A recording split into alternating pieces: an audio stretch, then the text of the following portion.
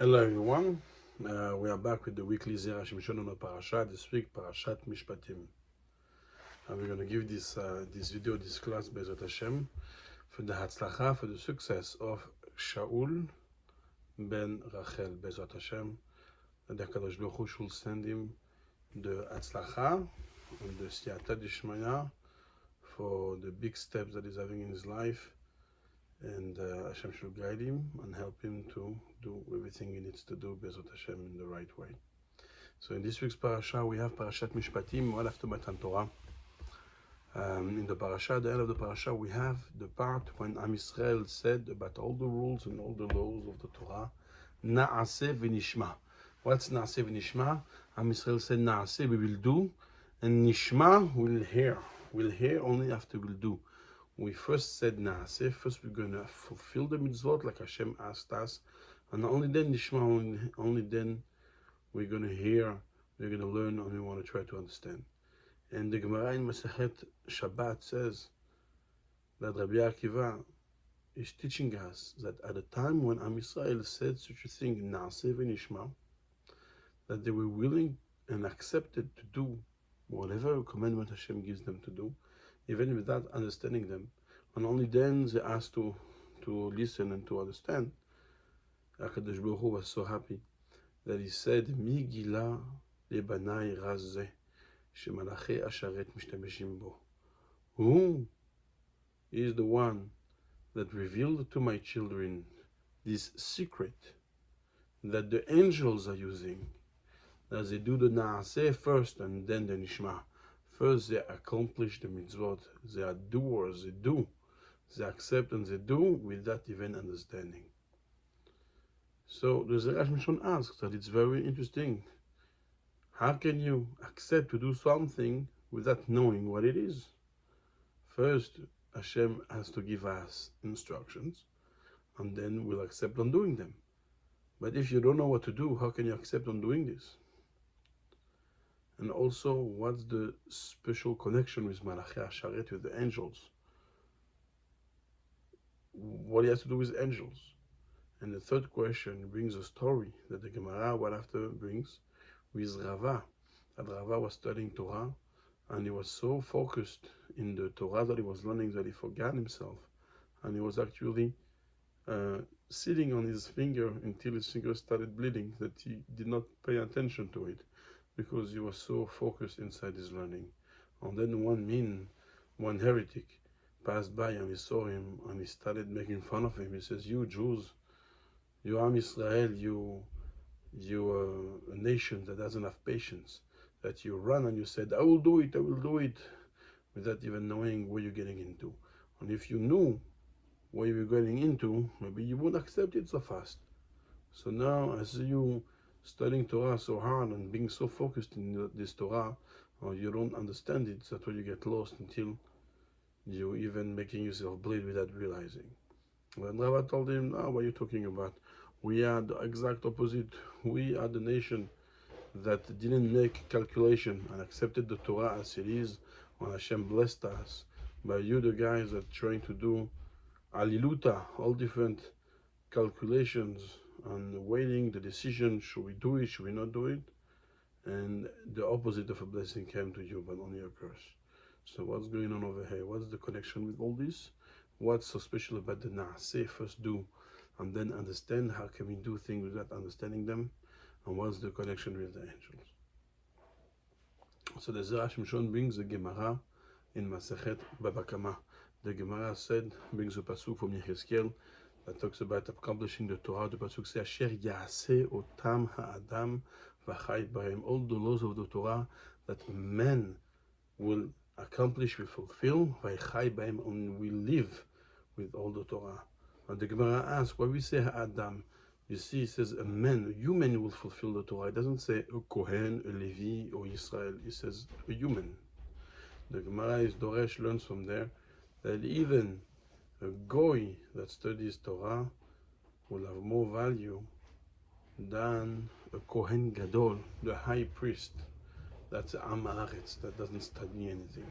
So you see that even from the other nation, the Torah is so beautiful and so pure and holy that even non-Jews that study Torah will reach higher levels than the Kohen Gadol, than the high priest that doesn't study Torah. But then the Gemara says, really? Is that so? The Goyim are not commanded to study Torah. Only the Jews have the commandment to study Torah. And the Gemara says it's correct, that a person that is mitzuveh v'oseh is greater than a person that's not mitzuveh v'oseh. Someone that has a commandment to fulfill a mitzvah and he does it, always gets a greater reward than a person that's not commanded. Actually, the Mefashim explain that if somebody has a commandment and Hashem commands him to do a mitzvah, automatically the ZERA comes in and pushes you not to do it. And therefore a person gets a greater reward because he works hard on the mitzvah. But if somebody is doing it, but it's non-obligated, it's not mandatory, it's optional, but he decides to do it anyways, he doesn't have this ZERA that try to stop him. Only the people that have the obligations to fulfill the mitzvot have this special ZERA that try to stop them. The Tosfot also in Masechet Kiddushin says that a person that has the commandment is much more careful the way he's doing mitzvot, because he's scared to not fulfill the mitzvah the right way. But someone that's not commanded, he just do it by the way, he doesn't put so much into it. But anyways, the Gemara in Masechet Baba Kama tells us that a person that has the commandment to do the mitzvah gets much greater merit when he does a mitzvah than somebody else that doesn't have the commandment to do it. So even if a goy can reach the level of a high priest that doesn't learn Torah, still when the non-Jew learns the Torah, doesn't get the same reward as a Jew learning Torah, because a Jew learning Torah gets a much greater reward. And the ZERA SHIMSHON says that it's the same thing. That's the concept that Am Yisrael was saying when they say Na'aseh v'nishma. We are willing to accept it and only then listen to it and understand it. Meaning, Am Yisrael told Hashem, we're not doing it for the reward. Even if you don't command us, we'll do it. It's true that someone that does a mitzvah without being commanded doesn't get such a great reward, but we don't care. We don't do it for the reward, we do it because we want to just fulfill your will. Like the Mishnah in Masechet Avot, in the Pirkei Avot, the Mishnah says, Al tiyu kahavadim ameshameshim et harav amenat lekabel peras. Don't be like the servant, the slave, that is working and serves his master in order to be rewarded. Be like the slave that serves and service his master with no intention of getting rewarded, just because he wants to do it. And this is what Am Yisrael said. Na'aseh, we're willing to do it no matter what. Don't command us. We can fulfill all the mitzvot even without commandment, because it's true, with that commandment we get a lesser reward, but we're not looking for the reward. We're only looking to do it because we want to please you, and we want to serve Hashem, and fulfill all His will. And this is what Am Yisrael is saying now, Na'aseh v'nishma. When HaKadosh Baruch Hu was so happy to hear this, he said, wow, this is the secrets of the malachim, of the angels, because the angels don't get rewarded. They are like servants to Hashem in the heavens. Hashem tells them each of them has a job to do, and they have to fulfill their jobs. So they don't have as much of a choice like we have today. So this is the secrets of the malachim, to fulfill the mitzvot only in order to please Hashem and not in order to get the reward. And also this is what Rava answered to this heretic. He tells him, you guys are quick to take decisions. He said, but you don't understand. We're not doing it for the rewards. You guys are making calculations. Should we accept it? Should we not accept it? Because we don't know if we can do it. Maybe it's going to be complicated. We don't want to work too hard. So maybe we shouldn't accept so quickly, because you guys are only one-track minded. You just want to know what you're going to get out of this. But we went with HaKadosh Baruch Hu bitmimut, with simplicity. We believe in Hashem. Hashem is offering us a gift. We're telling Him we are willing to serve you, even without knowing, without being commanded, because we're not doing it because we expect a reward back. We're only doing it because we want to please you, Hashem.